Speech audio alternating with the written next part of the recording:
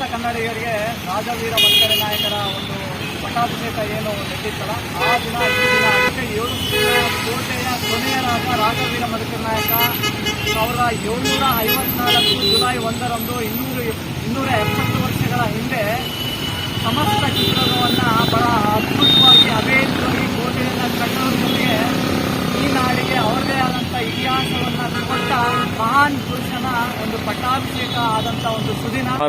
270 ವರ್ಷಗಳ ಹಿಂದೆ ದುರ್ಗದ ಕೊನೆಯ ದೊರೆ, ದುರ್ಗದ ಹುಲಿ, ಗಾದ್ರಿಮಲೆ ಹೆಬ್ಬುಲಿ,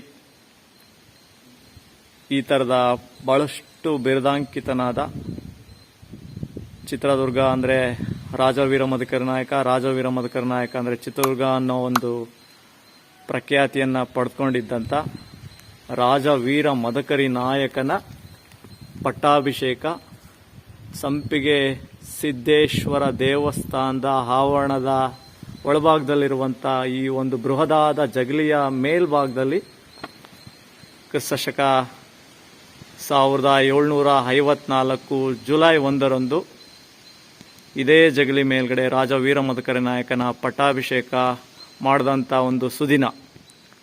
ಆ ಒಂದು ಪಟ್ಟಾಭಿಷೇಕ ಇದೇ ಜಗಲಿಯ ಮೇಲ್ಭಾಗದಲ್ಲಿ.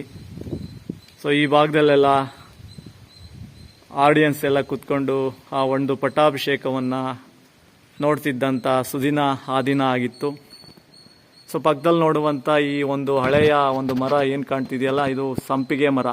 ಇದೂ ಸಹ ರಾಜಸಂಪಿಗೆ ಅಂತಲೂ ಕರೀತಾರೆ. ರಾಜಸಂಪಿಗೆ ಅಂತ ಕರೀಲಿಕ್ಕೆ ಕಾರಣ ರಾಜವೀರ ಮದಕರಿ ನಾಯಕನ ಪಟ್ಟಾಭಿಷೇಕದ ದಿನದ ನೆನಪಿಗಾಗಿ ಹಾಕಿರುವಂಥ ಒಂದು ರಾಜಸಂಪಿಗೆ ಮರ.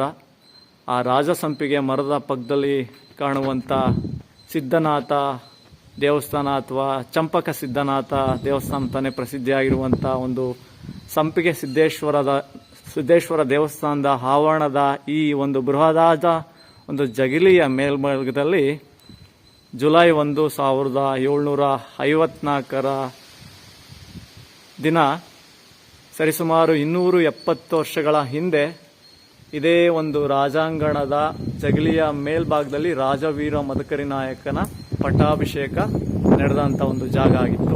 ಧನ್ಯವಾದಗಳೊಂದಿಗೆ ಬಸವರಾಜ್, ಚಿತ್ರದುರ್ಗ.